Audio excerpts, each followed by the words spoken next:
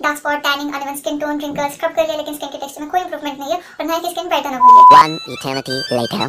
काफ़ी सारी प्रॉब्लम्स है जिसके बारे में आज हम डिस्कस करेंगे। मैं हूँ Shruti and you are watching. Now let's get started.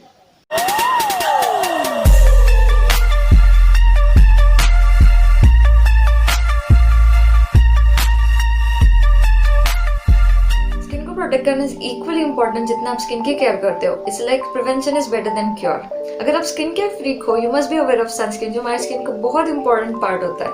And if you are new to the skin care world, आपने अभी रिसेंटली अपने स्किन को पैम्पर करना स्टार्ट किया है, स्किन की अच्छे से केयर कर रहे हो, then you must know that sunscreen plays the most important role in your entire skin care routine.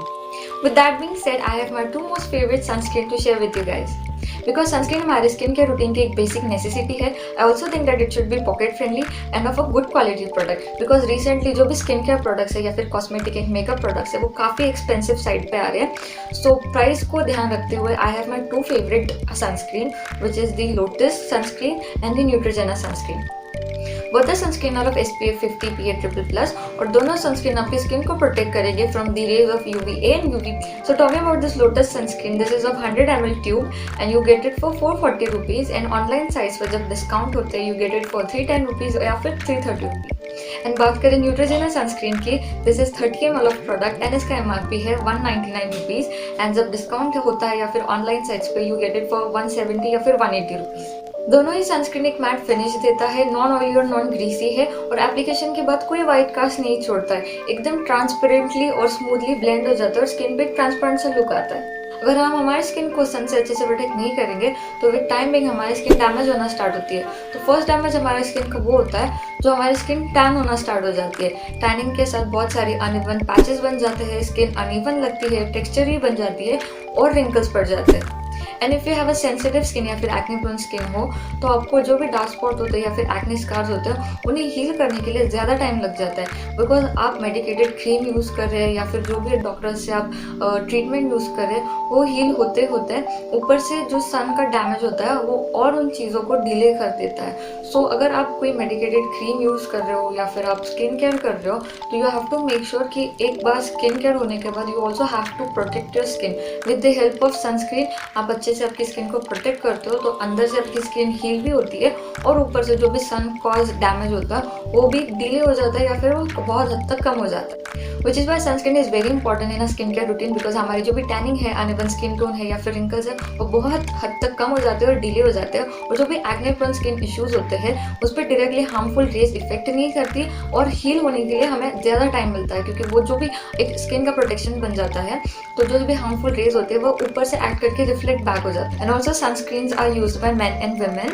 ऐसे नहीं कि दोनों के लिए अलग से आएगा. These two can be use by anyone. ऐसा कुछ हार्ड एंड फास्ट रूल नहीं. If you are oily skin person या on the budget, try this Lotus sunscreen because ये एक अच्छे से मैट फिनिश देता है आपके फेस पे. नॉन ऑयली, नॉन ग्रीसी और काफ़ी लाइट वेट है and this is in the gel texture. तो लगाने के बाद एकदम से ट्रांसपेरेंट हो जाता है.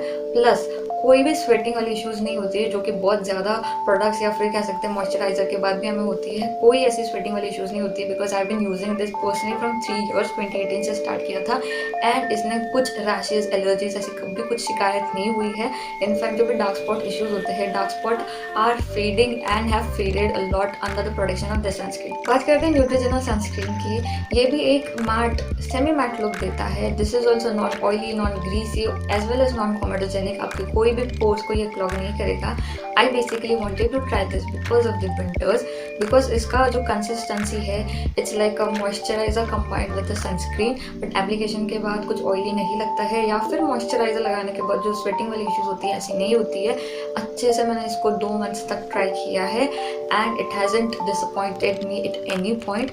बस इतना यही है कि थोड़ा सा if you have more oily skin then this is not suitable for you.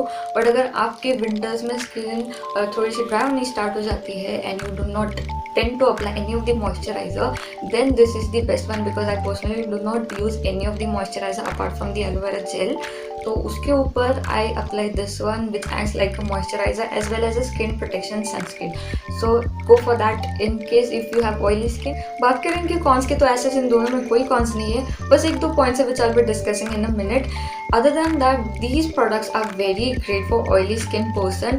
If you want to use it in summer, then go for this one. Or if you want to have a protection done in winters, then go for this one. Other than that, अगर आपकी normal skin है या फिर combination skin है तो आपको दोनों में से किसी को भी यूज़ करो कोई प्रॉब्लम नहीं होगा.